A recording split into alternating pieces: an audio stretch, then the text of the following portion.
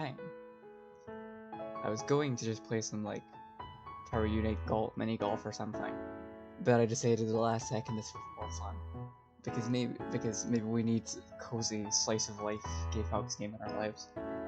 Also, I finally figured out why last stream was such a fucking disaster. Right.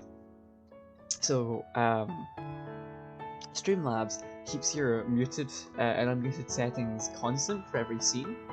And I somehow had it set up for, like, when I go to, like, my stream starting screen, or my AFK screen, then it mutes my audio and my mic and desktop audio. I had no idea how I did that, but I checked 5 minutes ago, and turns out, like a while ago, I had a fucking big brain moment. Because I had hotkeyed the mute and unmute audio buttons to the same hotkeys that I use for each of my scenes. So whenever I hotkey them, it auto mutes or auto unmutes whatever I need. And I just forgot I did that. And that's why I only have it for some scenes, I just hadn't added those. But I've added it, we're good, we're Gucci. Well, I've got my own special visual novel it's scene now, because I play enough of these, I think. I might as well have his own little scene for it, so that I don't have to keep moving myself in the fantasy web list. Speaking of, there we go. But anyway, let's play Gay Fox again. Oh yeah, that's what happened. Yeah.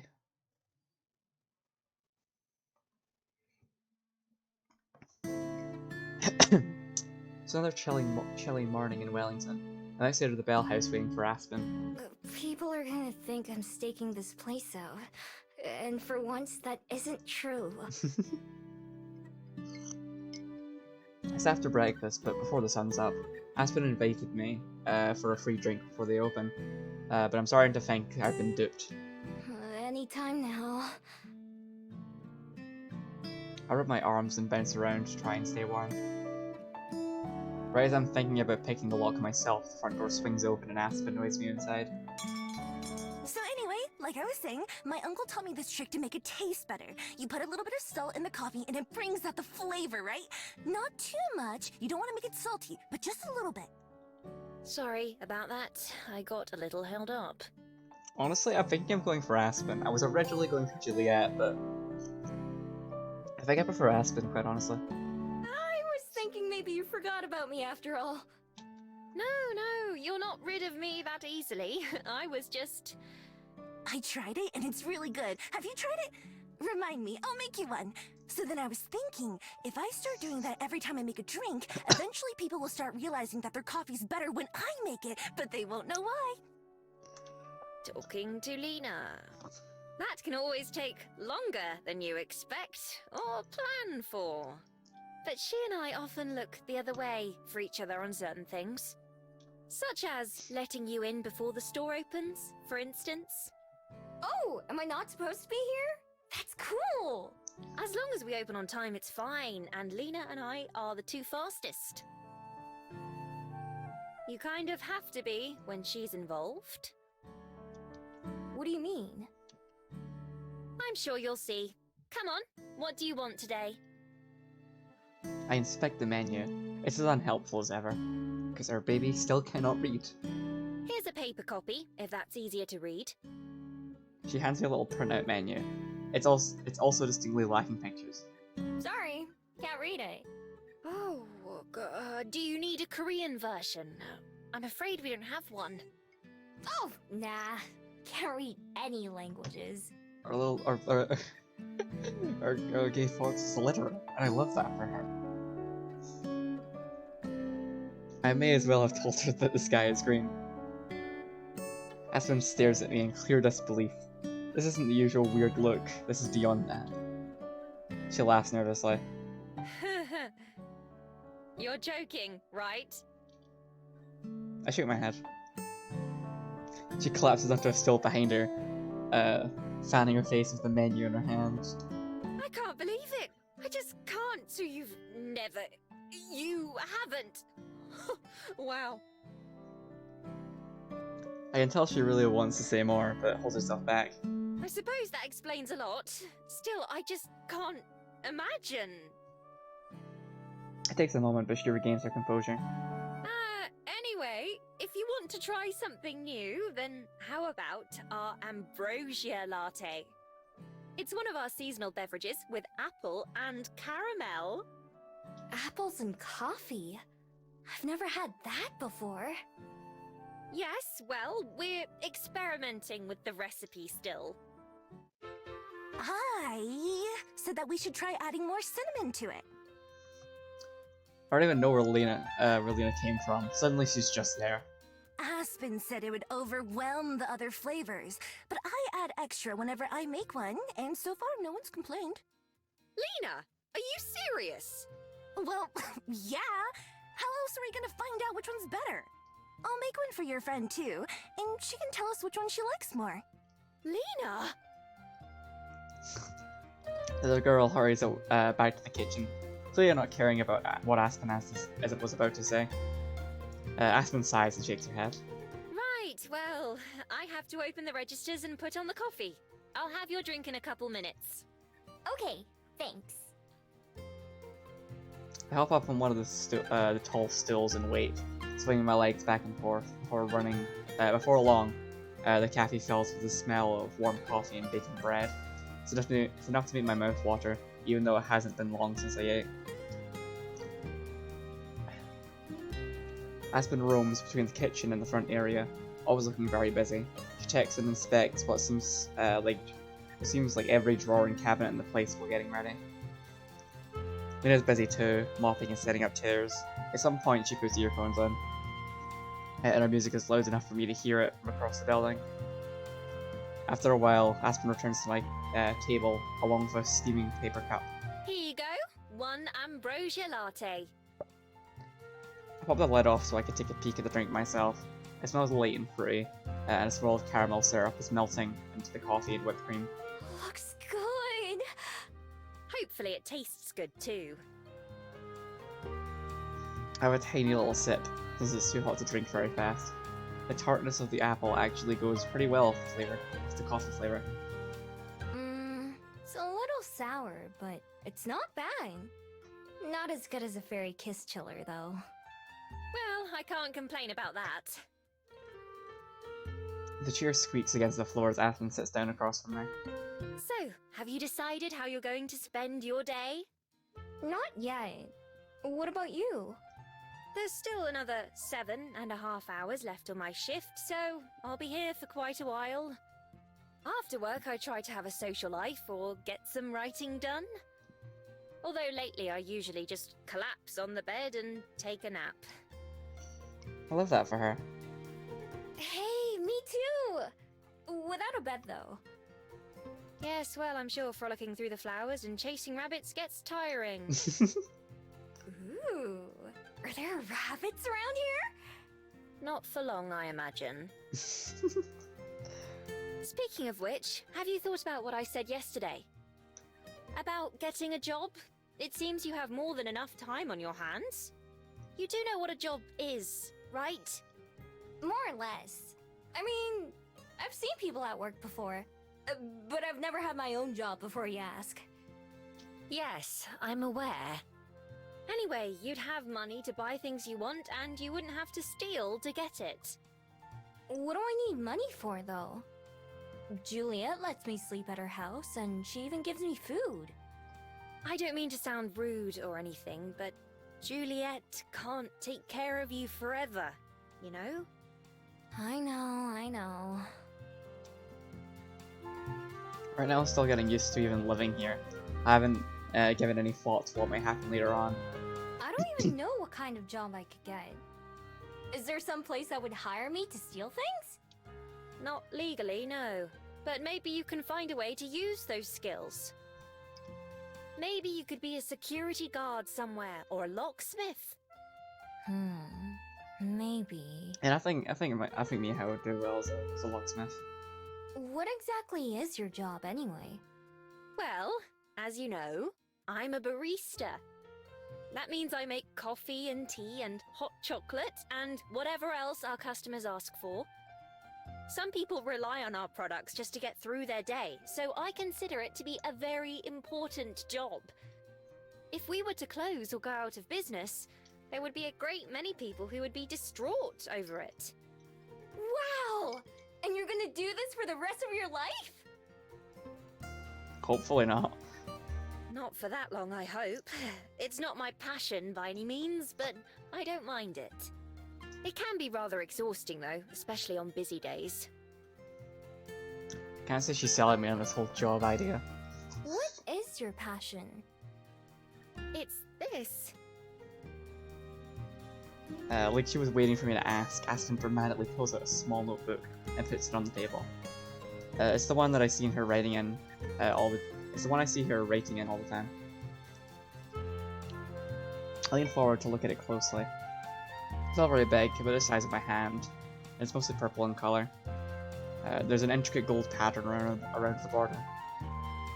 It definitely looks fancy. Probably get a lot of money for this at the right store. This is my writing notebook. One of them, at least. My passion is writing, bringing stories and characters to life, making people feel what I feel. I mean, same girl, yeah. There's nothing quite like it. So challenging, yet rewarding.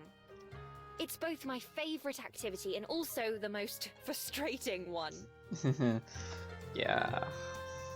This notebook is full of story ideas, lines that I come up with, or other interesting details. Let me guess, you never do anything with them.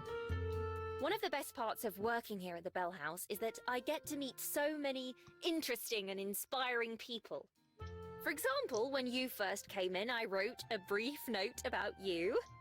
I never imagined that just a few days later we'd be having this conversation.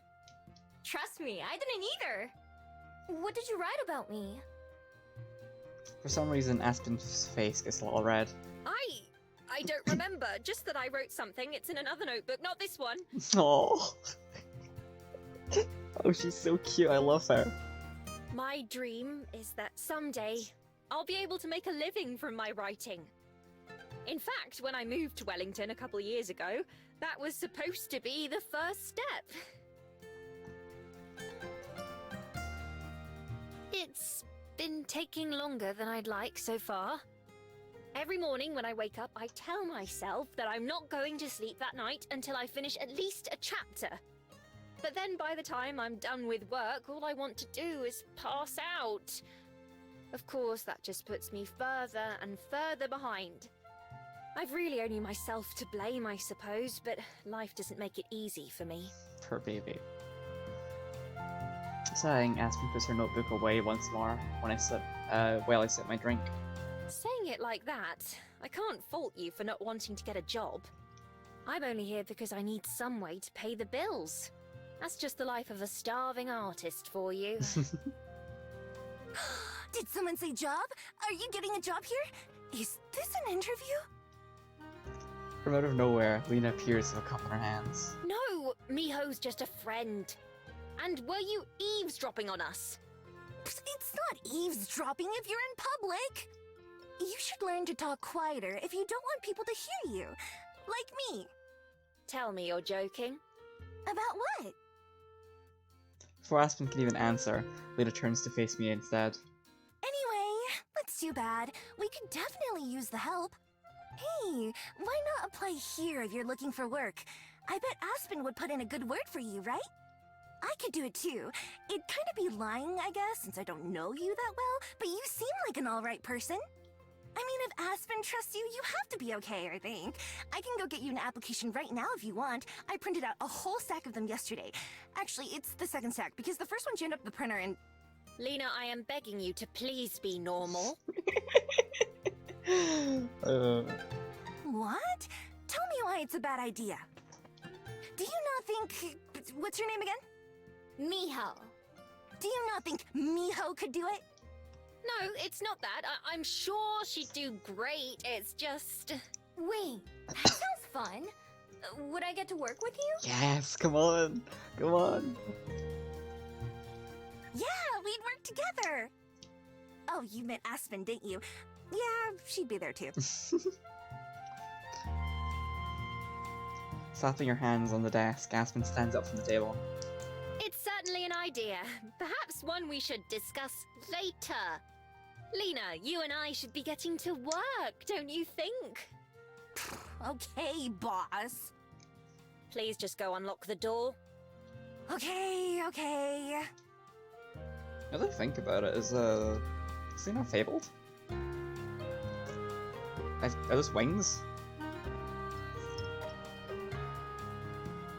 I can tell, but I'm not sure what else those would be. And she got a little bit of funky hair going on. Yeah, those are wings, aren't they? I think so, anyway. Smirking, Lena heads towards the front door. Feel free to hang out for a bit if you'd like, Miho. Although it's going to get busy soon, so I won't... Oh, wait! I almost forgot! Yeah, those are wings. She's definitely a fabled. If you need something to do, come play tennis with me this afternoon. Tennis? Yeah, you know, you hit the ball back and forth over the net. I know what it is. Is that your hobby? For now, I like trying new things. I'll think about it. I should try something new myself, too. I wasn't asking. Anyway, you said it yourself. You're totally coming. So, I'll see you there. Okay. I can't help but feel that I've been roped into something here. But it's true that I should at least give it a shot. Maybe it'll turn out to like it more than I expect. Cool. Lena starts to leave again, but then suddenly jumps back around to face me again. Oh, right. There's one more thing. How many more things does she have?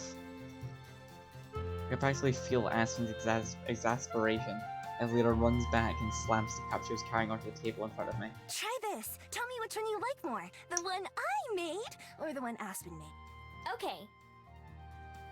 With an unnecessarily loud sigh, Aspen goes and unlocks the front door herself. We're halfway done with Aspen's drink, but take another gulp, paying attention to the mix of flavors, then I do the same with Lena's. Lena watches eagerly, fists clenched in excitement. So, what you think? Come on, be honest. I can't taste a single difference. They're both good. Sure, but which one's better? Taking another sip of each. Her to take anything that's different between them, but can't. Fortunately, Aspen saves me. She looms behind Lena like a phantom. Lena, don't you think maybe you should go check the croissants? The way she fucking phases into existence is absolutely incredible. Nah, I already looked at them earlier. A couple of them were kind of schoolish, but I tried to massage them back into shape. Don't worry, I watched. For once, Lena's the one cut off as Aspen jerks on her apron strings, and she flaps her wings to maintain balance. She does have wings. I was right. She has a fabled. Why don't you go check on them again? Or maybe the muffins, if you haven't yet. Fine. We all know Miho just didn't want to hurt your feelings anyway. Aspen releases her and Lena walks off to the back of the cafe like an embarrassed cat, pretending it was her idea all along. After she disappears into the kitchen, Aspen sighs yet again. I'm sorry about that. It's fine. She seems nice. That is certainly one way you could describe her. What I was trying to say earlier is that you can stay here if you want, but I won't be able to chat. Our first customers will be here any minute now. That's okay. I'll probably go back to the library once I finish my drinks. All right, I'll see you later then. And don't feel obligated to finish both if you don't want to. I'm gonna try. Bye! Like Lena, Aspen also retreats behind the counter and starts filling the display case with pastries. I wonder if any of them are the croissants Lena was talking about. Sure enough, it isn't long before the first customers start to show up. Aspen takes her orders with that fake nice voice that she used when we first met. Already I've gotten more used to hearing her regular speaking voice instead.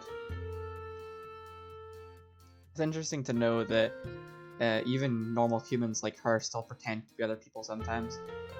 I wonder why she feels like she has to do that. So far, she's one of the nicest humans I've ever met.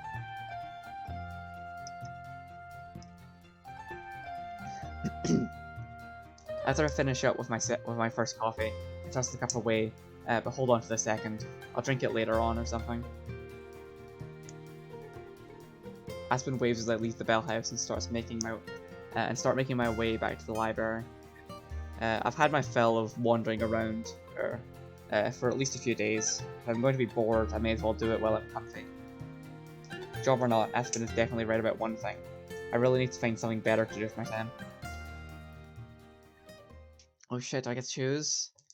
Ooh. Apparently not, but honestly, I am not complaining. I wanted to go play tennis anyway. After a few hours of sitting around the library, I'm bored enough to take Lena up on her offer to play tennis. I find it very entertaining that she spends all her time in the library despite the fact she can't read. Well, the only problem is, I've got to ask her where and when. Sometime in the afternoon, I go down to the Bell House, where the employees tell me both Aspen and Lena have left for the day. They give me directions to a place called... Hold on, it takes me a couple seconds to figure out how the fuck to pronounce words. Hatita? Hold on, my brain's fucking having a brain blank trying to pronounce this word. Hatita? Hatitai? Hatatai? Let's go Hatatai. At the Tatai Park, which is where they say Lena mentioned before heading out. Following their instructions, I follow their instructions and reach a big open area full of people on bikes, walking or just sitting on the grass. I wander around looking for any sight of Lena or people playing tennis. Finally, I spot the courts and make my way over. Out of the dozens or so people who are playing, it isn't hard to find Lena when I get there. Yeah! Nice serve! She runs back and forth, leaping and diving to hit the little green ball before it can touch the ground. She flaps her wings to keep her from falling over when she does. Her partner, a tall boy with antlers on his head, looks exhausted while he swings his racket. It looks like his arms might fall off any second. When I get close enough, Lena notices and stops mid-dive. Miho! You're late! Yeah, she's definitely effective. Effective what? That's the fucking... I think this is a DID thing. Fables, that's what they're called. As she's distracted, her partner takes the opportunity to hurry away, collapsing onto the grass to rest. Sorry, I wasn't sure what time I should come by. Or where. Oh, right. I guess I should have told you. In that case, good guess. I don't bother telling her that I got help from one of her co-workers. Lena picks up a racket from nearby and offers it to me. Ready to play? I guess so. I don't really know the rules though. Nah, it's fine. Me either. Just try to hit the ball, alright? Okay, I can do that. Take my spot on the other side of the net, trying to imitate the way other people are standing. Alright, here goes! Lena drops the ball and then knocks it towards me. I watch it carefully, and when he gets close, I swing. The ball goes soaring way over her head and falls onto the grass out of sight somewhere. Maybe a little less oomph next time. Let's try it again. She serves the ball, and this time it just barely hits it, and I just barely hit it over the net. Lena dives for it before, and sends it sailing back to me. The more we play, the easier it gets. Both of us miss the ball or knock it into the net a lot, but it's not too bad. Finally, even Lena gets tired, and we take a break to drink some water. How long have you played tennis? Like, today or in my life? In your life? She thinks about it a bit, scrunching up her nose. About a week. I love that for her. Oh, that's it? Yeah, how about you? About half half an hour, I guess. Oh, right. I forgot about that. See? We're both trying new things. The whole time we're talking, Lena keeps glancing away from me to watch the other players, try to figure out what's so interesting, but I can't. Okay, break's over. Let's play some more. We get back to the court and play for a little bit longer, until the end of the hour. As everyone else starts to pack up and leave, I follow Lena to put away our equipment. So, what'd you think? Did you have fun? It was alright. I wouldn't mind doing it again, but I don't know if I'd want to play all the time. I can see why some people enjoy it at least. Being outside is nice, and it was a good way to burn off some energy. That's good. They meet a few times a week if you want to come back. Will you be here? Not sure yet. Even while cleaning up, she's still distracted by someone or something else. When the other players walk past us on their way out to the park, Lena turns her head to watch one of them. Ready, because we're planting trees here next time. Really exciting, right? If you want to help out, then come to me after. Catch a snippet of conversation as the person Lena's watching, a dryad, goes by. Lena must hear her too, because she instantly closes her eyes and puts her fingers against the side of her head. Planting trees. Planting trees. She repeats the words to herself a few times, then her eyes snap back open. Okay, got it. Got what? What I'm doing next time. I'll have to start studying up tonight so that I'm ready. Okay, if you say so. Pretty lost, but maybe this is how Lena is. You should come too, if you're not doing anything. I'll tell Aspen to give you the details. Sure, sounds good. Not sure if I want to commit, especially since Lena probably won't even remember me the next time we see each other. But playing tennis wasn't so bad, so I should at least keep my options open. Good. Alright, see you then, Miho. See ya. With a goodbye, Lena heads off down one of the paths, take a different one that leads me out of the park and back to the library for the rest of the day.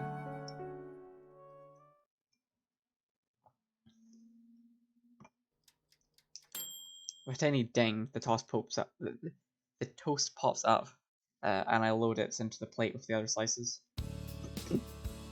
Bring the dish over to the table. Thank you, Miho. Go ahead and put it by the butter. Oops, sorry. Let me get my bag out of your way. Once the table is set, the three of us sit.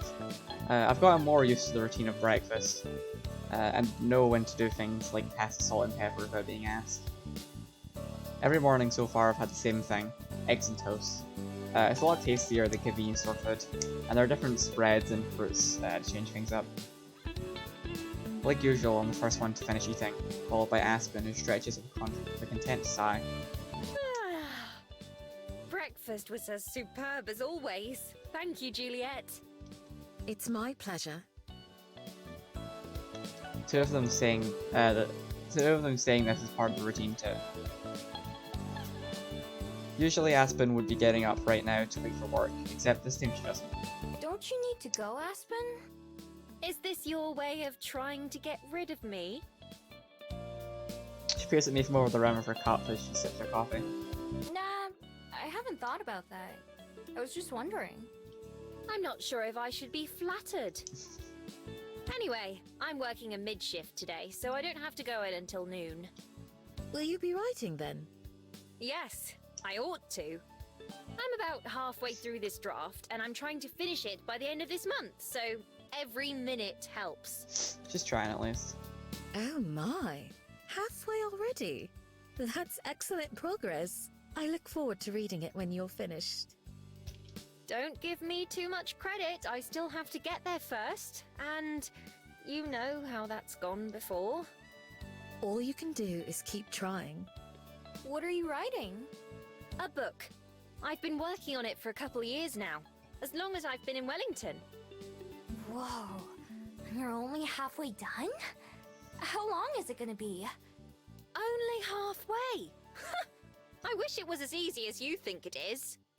It takes time to plan the story and prepare to write, and then, even after the drafting is done, you still have to edit it and fix it.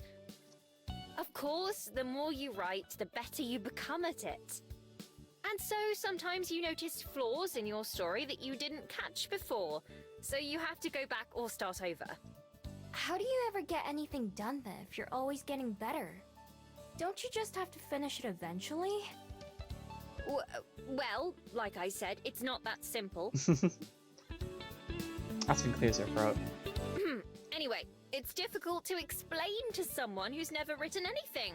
Believe me, any writer would tell you the same thing. I think you're just a perfectionist, girl. That's over at Juliet, who intensely watches her tea as she stirs it. And you? Did you end up finding something to fill your time? Oh, like a hobby. Maybe. I don't know yet. Well, don't worry about it too much. It's supposed to be fun, not something you have to force yourself to do. Although I'm hardly one to talk, there are times where I want to do anything except write. It's okay.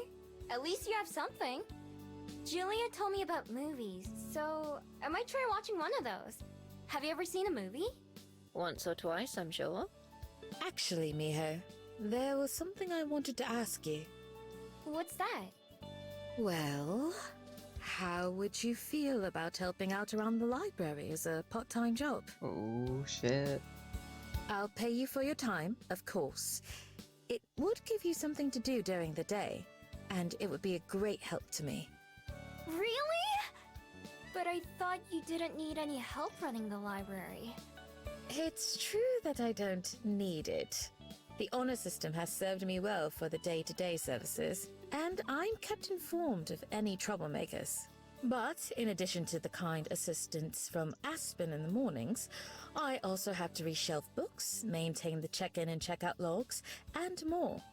I don't think Miho can do that, or she can't read.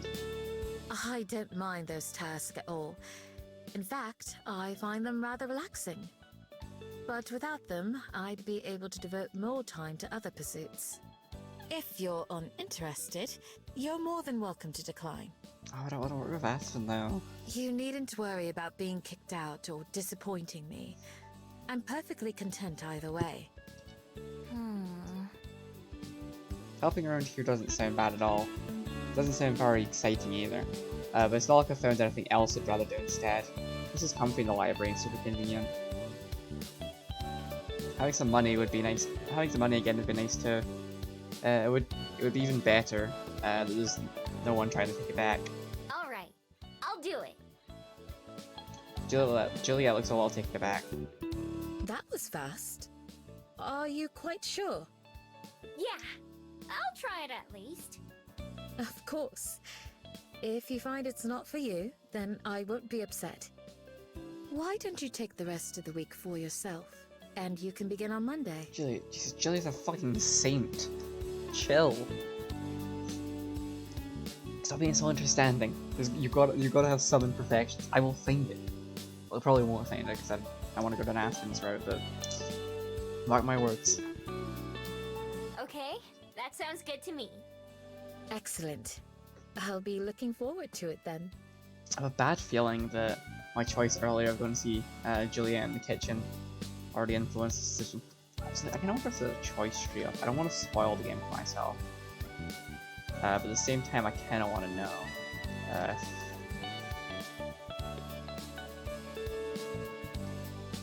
if that changed anything yet.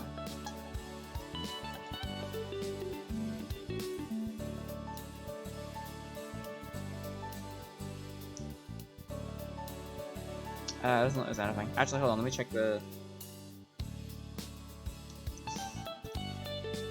Let me check the guides and stuff, yeah. Nothing.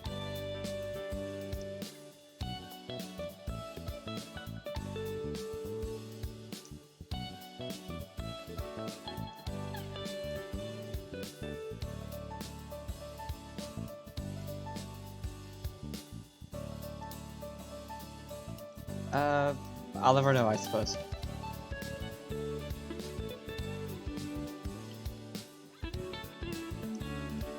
two of them chat a little bit longer before Aspen leaves to go right and Juliet goes to bed. I stay mostly quiet, thinking to myself, a job. That's something I never really. That's something I never envisioned having. I figured I'd just keep stealing until what exactly? I'm not too sure. Until I find my person, I guess. That goal has been all I've focused on for my entire life, but spending time here in Wellington actually makes me plan things out in advance. When I stop and think about the future, there's a lot of emptiness and mystery. It makes me realize just how little I have to fall back on. That's why doing all these normal things like getting a job could be good for me. I don't know what might be useful someday. As for my person, I still always think about them, and how I can thank them. That part hasn't changed. For now, I'll just go with the flow and see where it takes me. Oh shit, we have choices. Oh no, I don't know how to deal with choices. I can't want to go see little Timmy or whatever his name was again. Fuck it, let's go. Let's go see see what he's up to. I don't think his name's Little Timmy. His name's something. Actually, it might have been Timmy. Let's check. In a second. Feeling like walking could. Feeling like I could use a break. I head down to Cuba Street, where I walk. While I walk, I count up the bills in my wallet. Aspen was right. Having a job is nice. That's how my money is. I can buy so many snacks, and no one can yell at me now. When I get there, I zero in on the convenience store I stole sandwiches from the first day here. I browse through, grabbing anything that looks good, and carry it up to the front, where I dump everything onto the counter. All of these, please. Are you having a party or something? Nope. It's all for me. The impressed-looking employee fills up a plastic bag with my bounty, chips and candies and sweets. Now, to find somewhere to enjoy these. I don't want to walk all the way back to the library, but all the benches around here are full. Carry my bag up the street, then down another and another. Eventually I reach a place I've never seen before. A large brick entrance looms over me with a wide open black gate. People are going in and out freely, so it must be okay. It's not breaking and entering if everyone's doing it, right? As soon as I step in, I'm surrounded by plants. There's green in every direction. I don't have to walk very long before I find exactly what I'm looking for. A nice quiet bench in the shade of a couple trees. Then walking over, something suddenly flies past my face. Oh, it's the little Fabled that follows the little kid around. At first I think it's a bird or a piece of cloth caught in the wind, but after a second I realize it's a Fabled, one that seems kind of familiar. Drifts away without stopping and floats in the opposite direction from me. I go down and sit. I go and sit down and unwrap the snack bar that I bought and take a bite. As I'm munching, a bug starts to buzz around my head. I wave it away a few times, but it keeps coming back. What is it with things getting in my face today? No matter how many times I swat at it, the bug doesn't give up. Finally I go to knock it away and totally by accident end up catching it in my hand instead. I can feel it buzzing against my palm as it flies around. Trying to find a way out is not exactly pleasant. I'm not exactly sure what to do with it. If I just toss it into the bushes, it'll come right back. Can I have that? Oh hey, it's a little kid again. Voice from behind almost startles me into letting the bug go. I spin around to come face to face with the Fabled that flew by a couple minutes ago. Just meet him as a kid. Have the bug? Yeah, it's for my collection. The boy holds out a book with some pictures of other bugs on it. I've got almost all the bugs on this page. That's the only one left. Suddenly, I remember that I've both seen him and the Fabled before, on the pier hiding from his mum a couple weeks ago. I think his name was Tommy? Tommy, I mean, he was close enough. It took me a bit to recognize him since he wasn't pouting. Mom won't let me keep bugs because she says they're dirty, but Dad doesn't mind. So, can I have it? Please? He pulls out a little jar from one of his pockets and opens the lid. Well, It solves my problem, I guess. I dump the bug into the jar and Tommy quickly shuts it. Thanks! Kirby and I were tracking this one all day. Fable bobs up and down in agreement. At least I think it's agreement. All three of us turn at the sound of footsteps as someone else approaches us. My favourite spot is filling up. It has filled up pretty fast. Hi, bud. You catch anything good yet? Dad! Dad! Look what this lady caught! Tommy runs up and shoves the jar into the man's face. He takes it and inspects the bug inside. Oh, looks like a big one. Did you say thank you? Yeah, Kirby did too. Oh, is that what it meant when you bobbed up and down? Both Tommy and his dad stare at me like I've just said something crazy. I take an instinctive step backwards. You mean that... You can see Kirby? You mean he's real? I think you're someone's crazy this whole time? Oh, that's right. I remember this from last time. No one except Tommy can see Kirby. Tommy and me, apparently.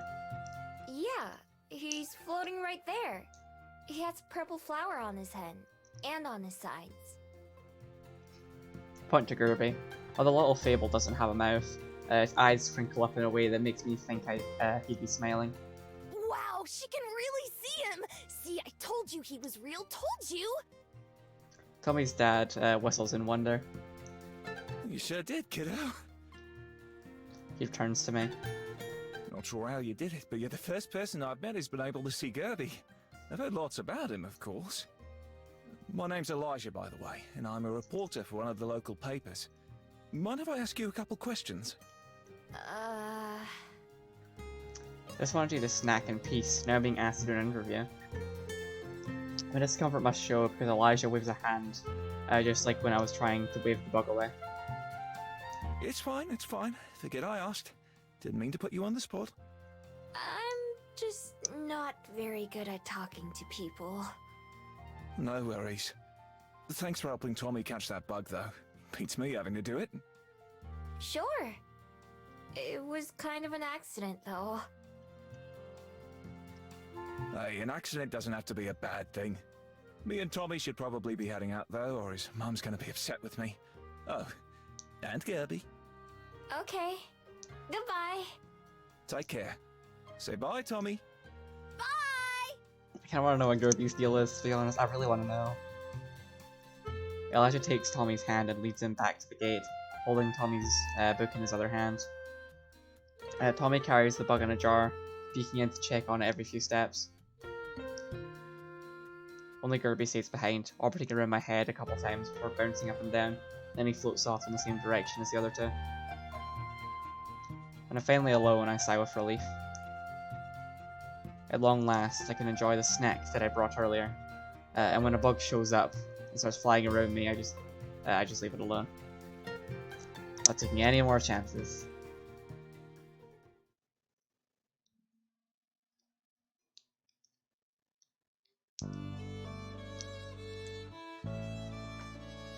Once we're finished eating breakfast, Juliet drums her fingers on the table, looking thoughtful.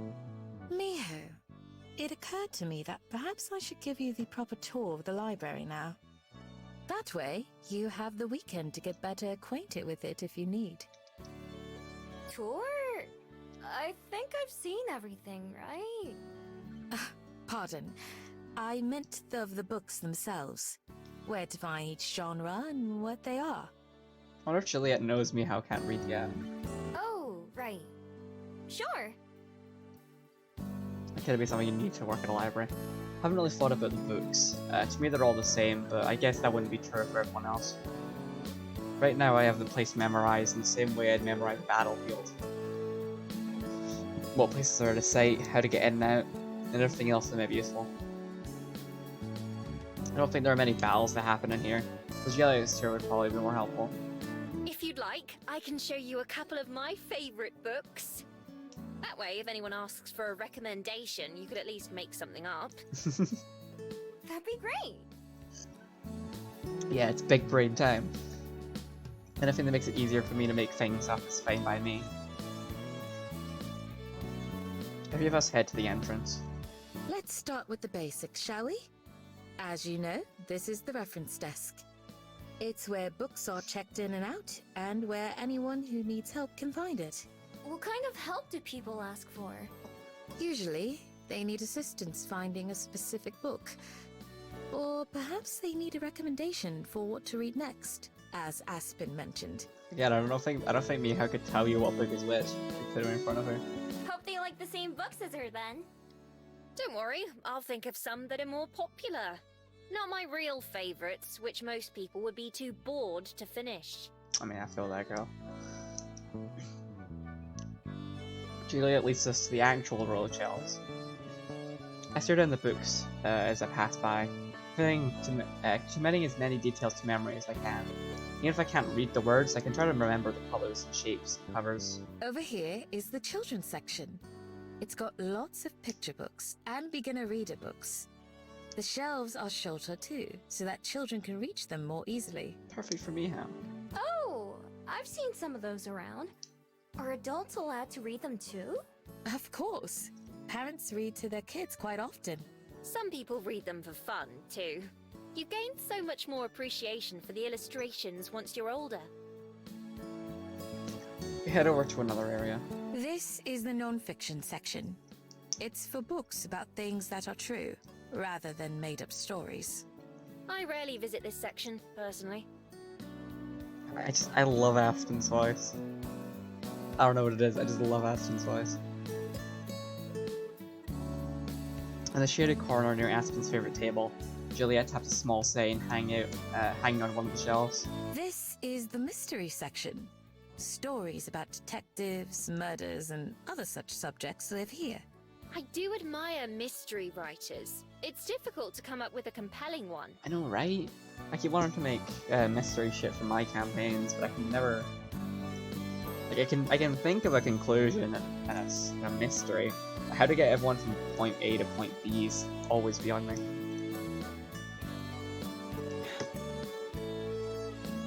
They go around the whole library just like this, with Aspen and Juliet pointing out all the other sections. Finally we come to a stop back at the desk where we started. I do believe that's everything. Do you feel like you have a good understanding now? It's hard to keep them all straight. Fantasy, history, cookbooks, biographies. I think I've got most of it though. I just noticed Aspen's little hat, it's adorable. By the end, my head feels like it's spinning, and I know that I won't be able to remember everything as hard as I try. But I do feel like I've gotten a better feeling of the place. At the very least, I could show someone where to find the restroom. It is a lot to take in. Don't worry if you can't memorize it all right away. There's plenty of time to learn. Juliet, stop being so understanding, goddammit. Even I forget where things are sometimes, and I've spent more time here than at my own apartment. Thanks! It might take me a while, but I'll get it eventually. I know you will. I have the utmost confidence in you. I'm going to do this. May as well try my best. Maybe something good will come from it. And if not, I can always just leave. Want me to show you the books I was thinking of now? Sure! I'll be off to bed myself then. Have a lovely day, you two. Sleep well! Night! Juliet heads upstairs while Aspen and I go to the shelves. To start with, She leads the way to the fiction sections, which is easier to remember since it's bigger. Aspen runs a finger across the books as we move down the aisle. I see her scanning the titles before she stops and taps the spine of one.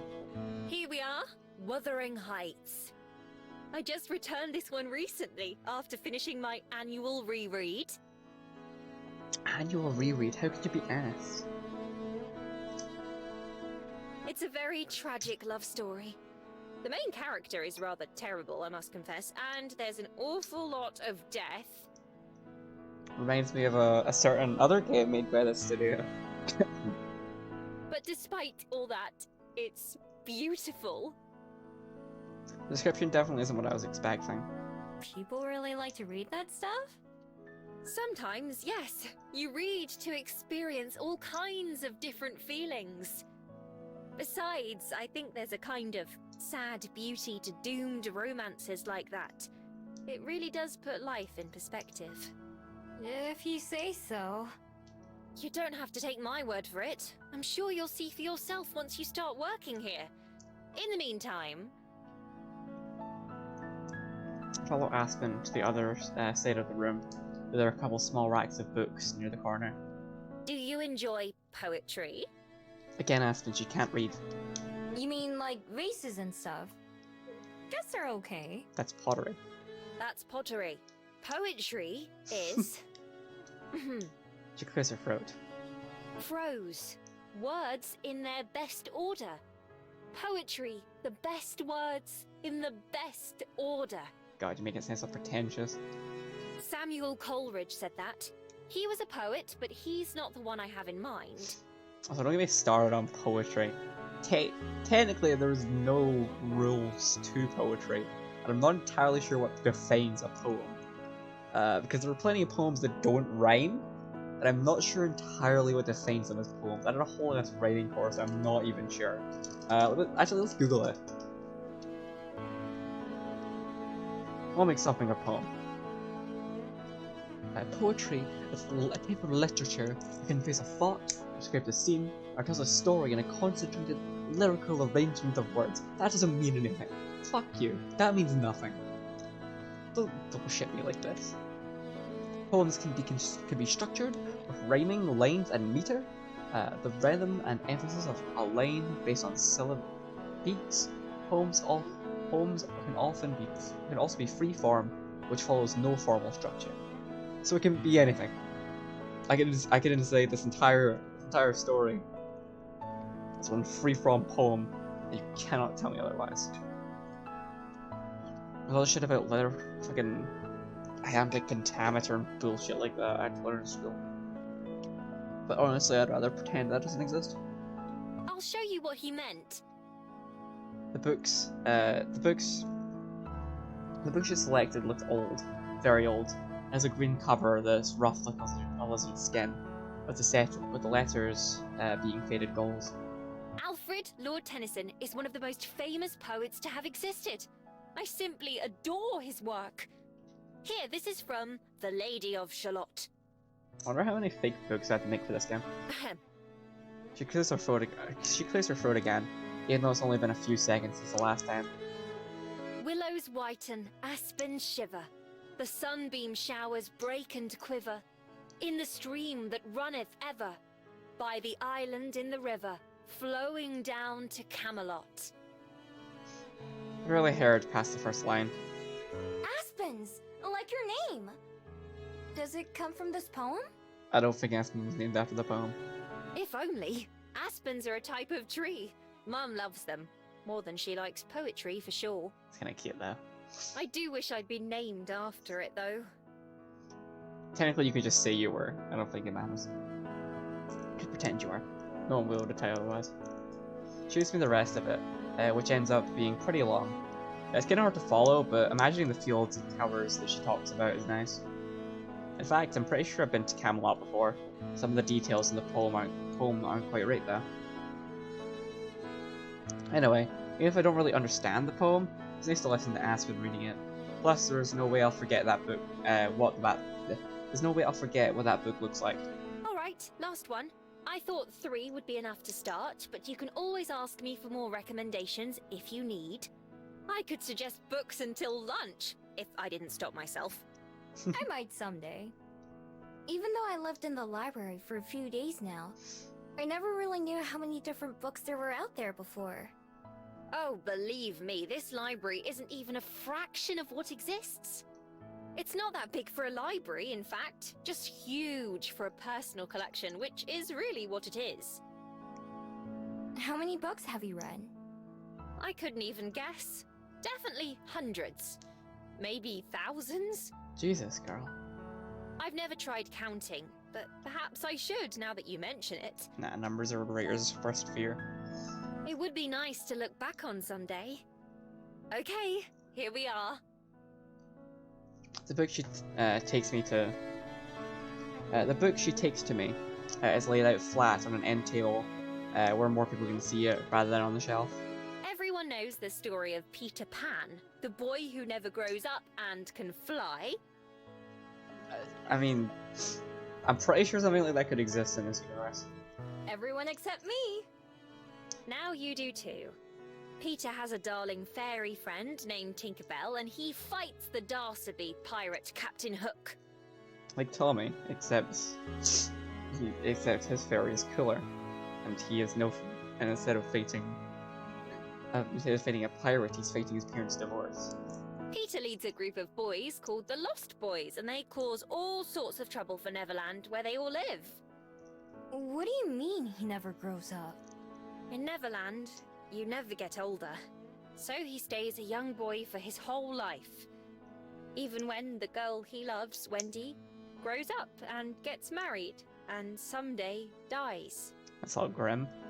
You sure do like sad stories, huh? I suppose I do. It's as Peter Pan himself says. To die would be an awfully big adventure. Still, it's not like I only like sad things. Romance is my favourite genre, and not just the tragic kind. This better not be a tragic romance story. This story better be as cute and wholesome as it always has been, or I'm going to be very upset. Sit down on one of the chairs, since it seems like Aspen wants to have a conversation. May as well get comfy. Aspen sits down too, fidgeting with the straps on her purse. Why is it your favorite? Why? Well, Her hand stops moving while she thinks. In a book, things can be much more perfect than in real life. A moonlit balcony all alone, or a sunset kiss on the seashore. Real life is considerably messier. Yep. I've never been in love before, although I think it sounds quite nice. As I said earlier, people read to feel things. God damn it, that froze up my whole head canon that Aspen and Juliet were exes. They just stayed friends. I think that would, you know what? I think that would have been cute. Just putting that out there. So until that time, living vicariously through other stories is enough. Yeah, I feel that. What about you? What about me? Do you ever hope to fall in love? I assume you haven't been in love before, but maybe I'm wrong. You don't assume. Nah, I haven't. I like being on my own. Do you think maybe that would change if you met the right person? Cough cough, nudge nudge, wink wink. I don't know. Maybe. I haven't thought about it much. Since everyone forgets me, there's never been a reason for me to care. Huh. I suppose that's reasonable. Still, that must be... Well, it doesn't matter. Do you ever watch movies? Or TV? Just about everything has a love story in it nowadays, not just books. Nah, not in a long time. How long? She asks a lot of questions. They jump around topics so much, I don't really mind. I don't really mind, but I have to try hard to even remember the answers. All the places I've seen and days I've spent, I've mostly blurred together in my head. I'm not sure. A few years? There was a really big crowd around a window, so I wanted to see what they were all looking at. And? What was it? I don't know what it was. I didn't speak the language there yet, and I didn't memorize the sounds. But on TV, there were these people in white suits bouncing around, and the people watching seemed really excited by it. Aspen gasps. Did the people on TV... Do you remember by chance if the place they were hopping around looked like a desert, all rocky and empty? Now that you mention it, yeah! How did you know? She dashes a hand to her forehead in disbelief. That was the moon landing! Oh shit! No, I'm pretty sure I'd remember if the moon landed. Not like that, silly. It was when humans went to the moon for the first time. Wait, they did? Yes! And you saw it happen, apparently. They must have had help from the Fabled's magic, right? No, not this time. It was pure human ingenuity. Wow. You look surprised. I am. I didn't know humans could do something like that. Well, not just any human. It took a lot of work from a lot of people. It still does to this day. I can't believe you got to watch it live, though. What was it like? Had a really good lunch that day. Everyone was so distracted that I was able to sneak into a restaurant that usually would have caught me.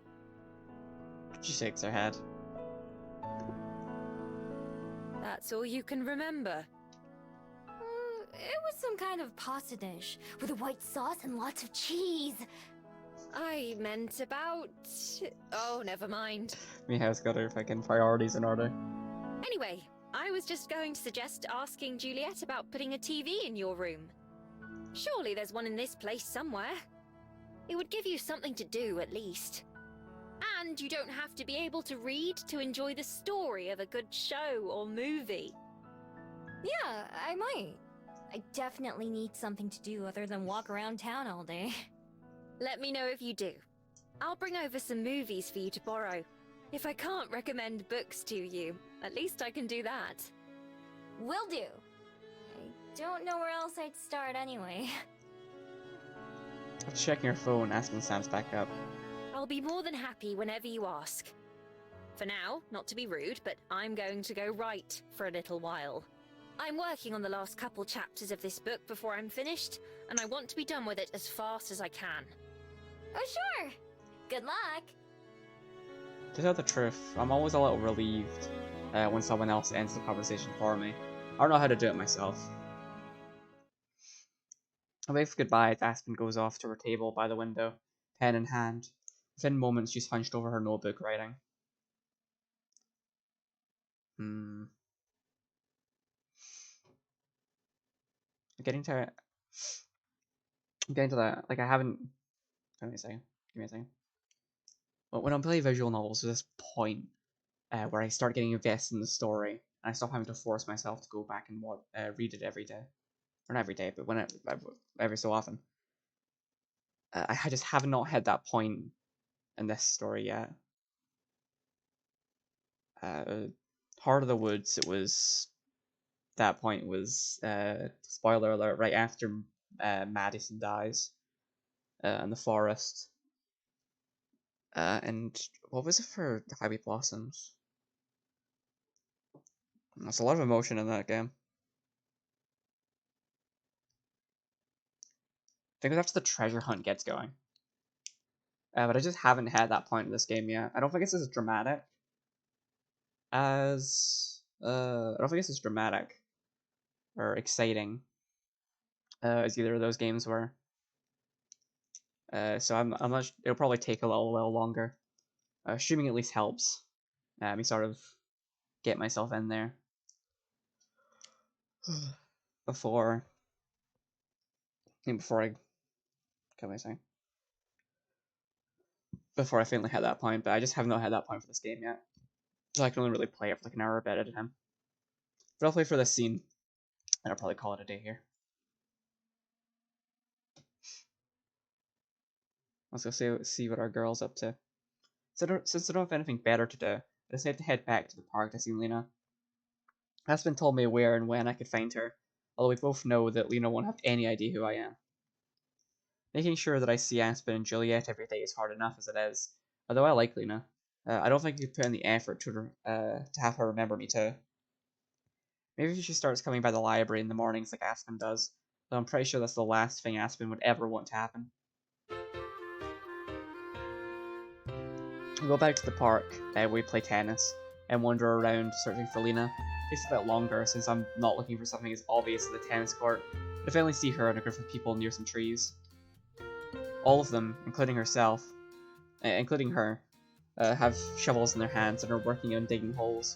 Finally, something I'm good at, although compared to tennis, it looks more like a punishment than a hobby. I walk over to Lena, I walk over to Lena, who barely makes a dent in the ground. She waves when she sees me, but I'm not in a familiar way. Hi there! Here to volunteer? Maybe?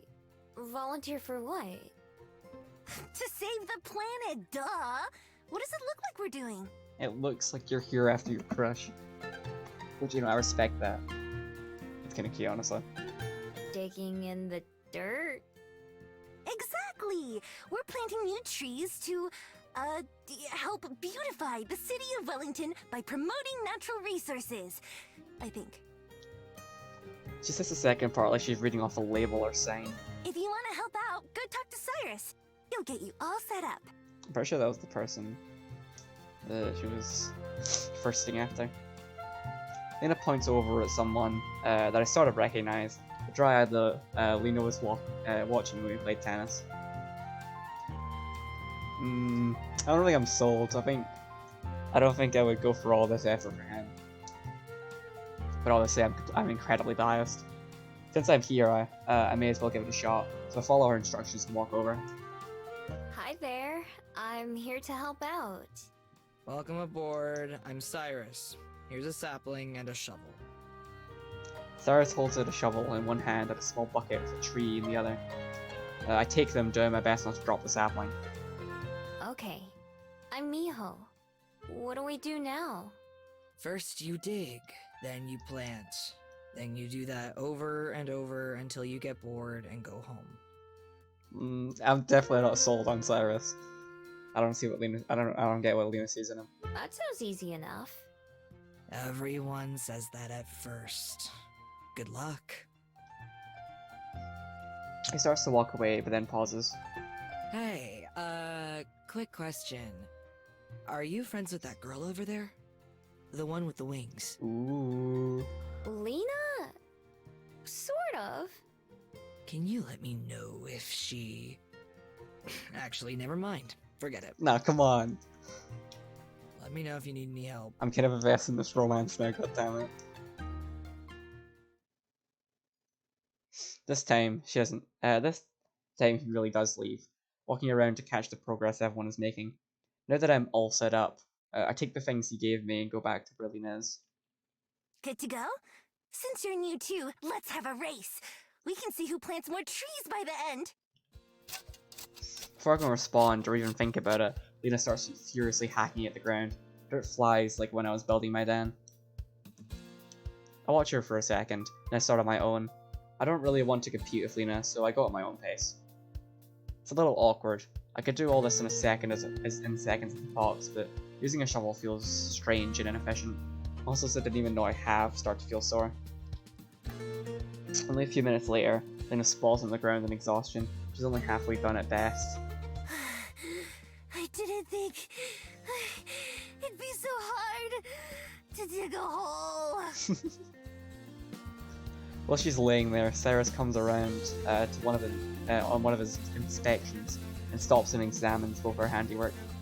Nice job, Miho. You're a natural. Lena? Good effort. Lena leaps to her feet, using her wings to propel herself into a standing position. I wasn't taking a break.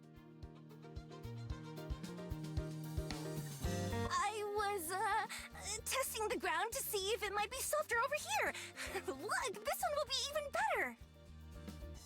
Before our eyes, Lena starts to attack the ground again, even faster than when she started racing me.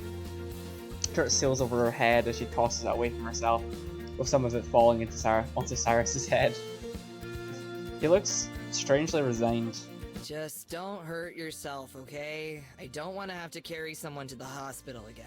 Again? Carrie? I mean, again? God, I'm ready. Fuck, they've got me invested. I want to see these two together now. Lena asks questions about stopping her work. It's a long story. Anyway, just be careful. As he begins to leave, Cyrus puts a hand on my shoulder. I tense up but managed not to shake it off. Keep an eye on her, would you? I nod and Cyrus walks away. As soon as he's out of earshot, Lena comes to a halt. Miho, right? I need you to break my arm. You. What? Yeah. Maybe that's a bit much. Maybe just a finger would be enough. Why would you want to do that? Oh, you're right! A broken leg would make more sense. I'm not entirely sure we're having the same conversation.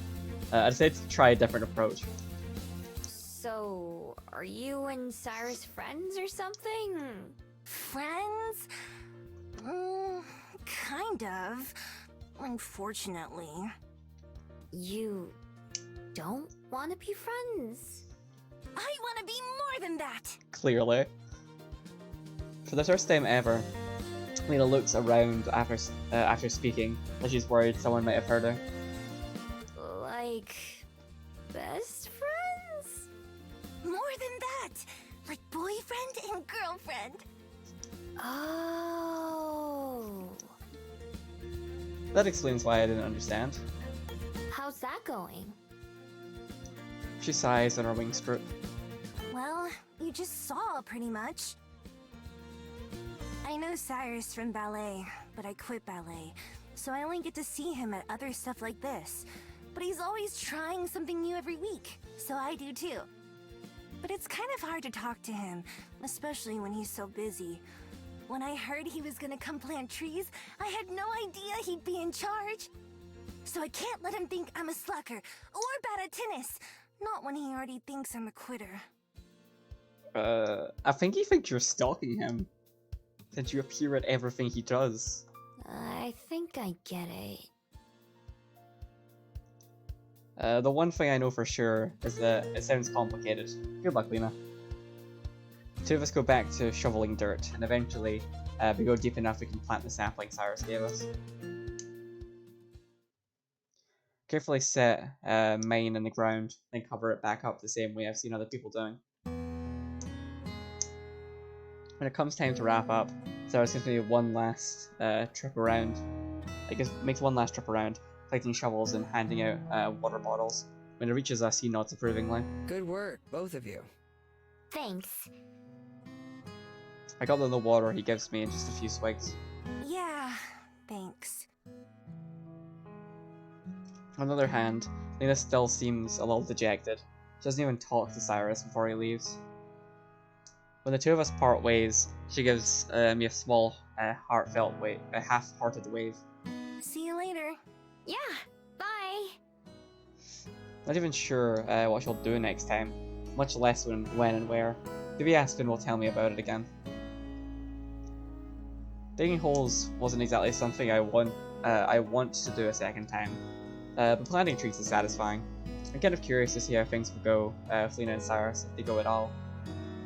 Lena's kind of a lot, as Aspen says, but she's nice. I hope everything works out for her at least. Looking around, Melv's I'm the only one left, so I toss my empty bottle in the recycling bin and start making my way back. At the very least, Miho recycles. Actually, I kind of want to do the stuff with Tommy, and I really want to see how those two's relationship works out now. I'm incredibly invested, but I don't think I can. I don't have the energy to keep reading for much longer. Ah, shit! Don't skip. I was wanting to. Here we go. Here's what I was looking for. Chapter 2, Day 5.